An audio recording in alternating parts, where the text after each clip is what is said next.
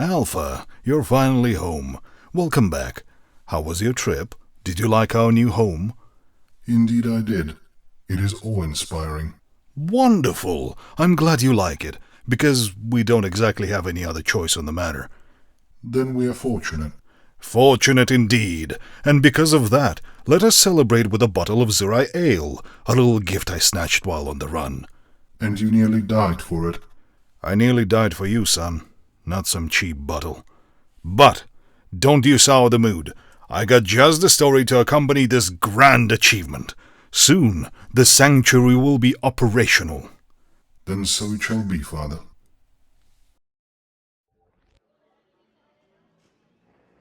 Don't do it, I told Bredo in a warning tone, not even looking up from my burger.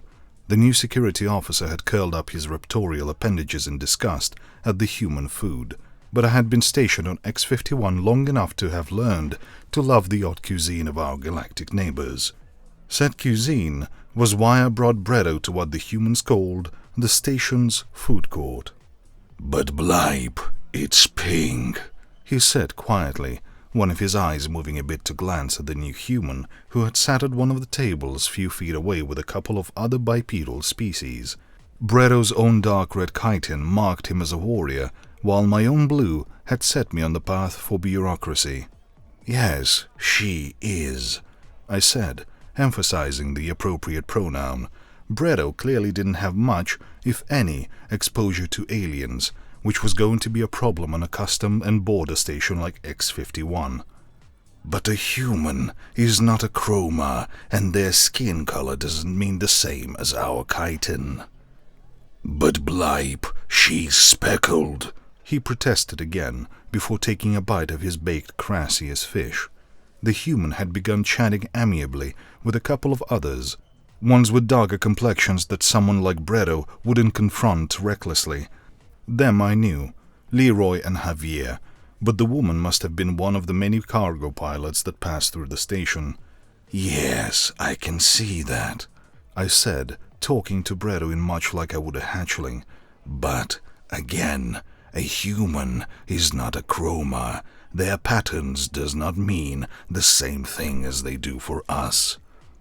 Bredo's solid color, except for a slight gradient to black at the edges of his shell segments, marked him as a pure fighter, one of the fiercest of the Kroman alliance, and not someone any other Kroman would want to piss off. My own iridescent stripes placed me as an administrator. I might have even been able to go into politics if I wanted, though I lacked the rainbow hue of nobility, let alone the shine of royalty. "But she's got orange antenna," Bredo said, seemingly less concerned with discretion now. He had been loud enough that the humans looked over, though I wasn't sure if their translators caught what my tablemate had said, let alone the context.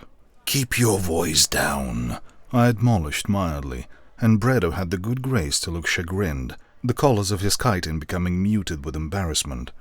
"It's called hair, and I won't tell you again.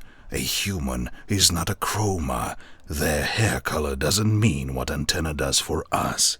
They even dye it just for cosmetic reasons."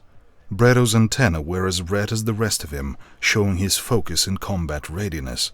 He wouldn't even make a good scout, so intent was he on fighting. My own were green, which I was proud of, and it showed how much I had studied non-verbal communication, a must when dealing with aliens, especially ones like humans.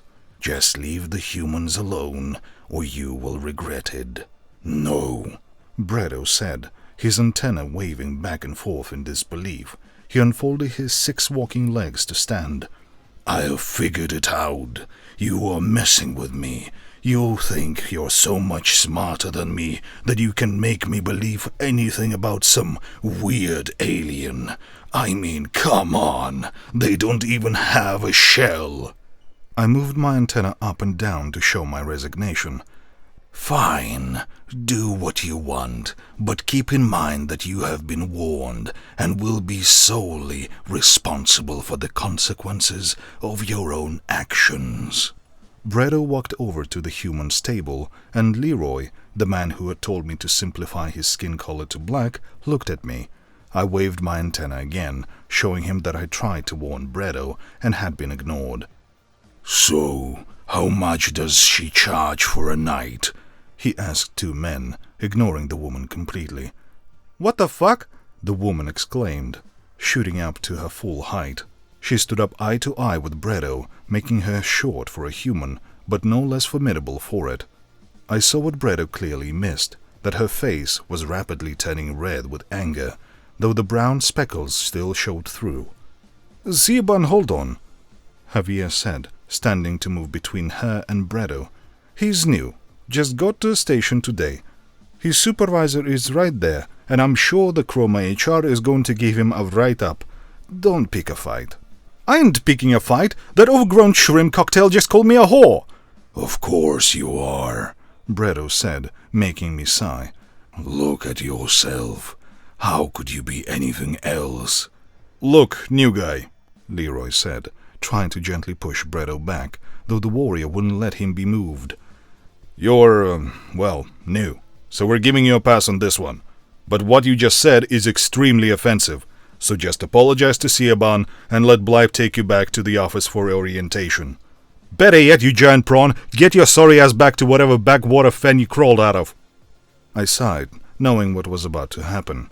It seemed to happen every time some new red shell got transferred out here. Javier and Leroy knew too, both moving quickly out of the way. Bredo punched the human, the crack of his front appendage connecting with her face loud even in the large room. Fucking hell! Siobhan exclaimed, her head rocking back from the force of the Kroma punch. She sniffed in that unusual way the humans had, then touched her hand to under her nose, her fingers coming away red. Fuck you too, then! She lashed out with a punch of her own, much slower than Bredo's, but with so much more power behind it. To Bredo's credit, he did try to step back, but Kroma aren't that agile out of the water. There was a crunch as she connected with the middle of his thoracic section and hit the ground hard, wheezing for breath. I walked over as Javier held Siobhan back and told Leroy I'd reimburse them for their meals and waive Siobhan's docking fee, then looked down at Bredo. You see, Bredo, a human is not a Kroma. The thing to know with humans is they're all red on the inside.